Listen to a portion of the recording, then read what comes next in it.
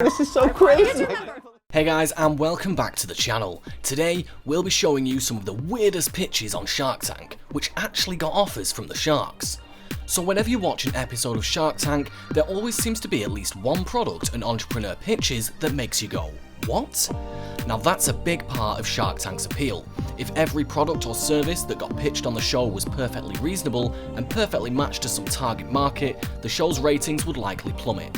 I mean, just imagine the tagline for a show like that. Shark Tank, the show where entrepreneurs with realistic expectations pitch sensible products based on extensive market research.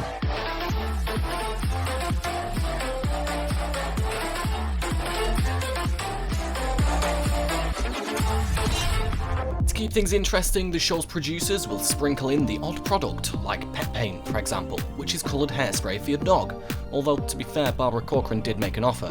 Or Squirrel Boss, which is a bird feeder that has the added functionality of being able to electrocute squirrels at the push of a button. Because that's something we all need in our lives. Every once in a while, however, one of these seemingly strange Shark Tank products will land an investment. Don't believe it? Keep listening to hear 4 of the weirdest products that actually got investments.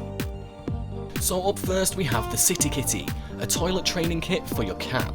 This is another one of those products where I feel obligated to state, yes, this is a real product that exists in the world and is available for purchase.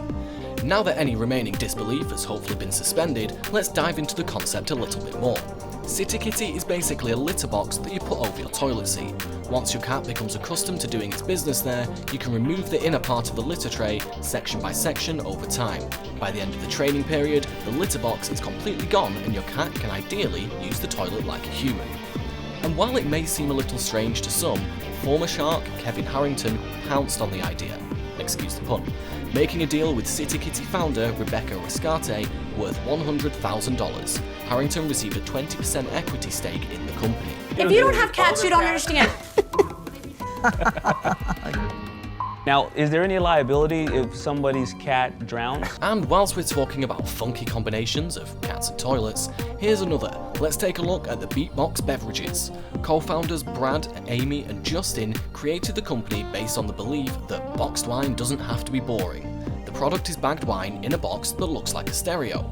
Beatbox Beverages products come in all neon-coloured boxes that resemble stereos. Flavours of the bag-in-a-box party drink include blue raspberry, cranberry limeade and boxerita. When it was all said and done, Mark Cuban apparently liked what he tasted. He invested $1 million in Beatbox Beverages in exchange for a third of the company. Would you do $1 million for a third?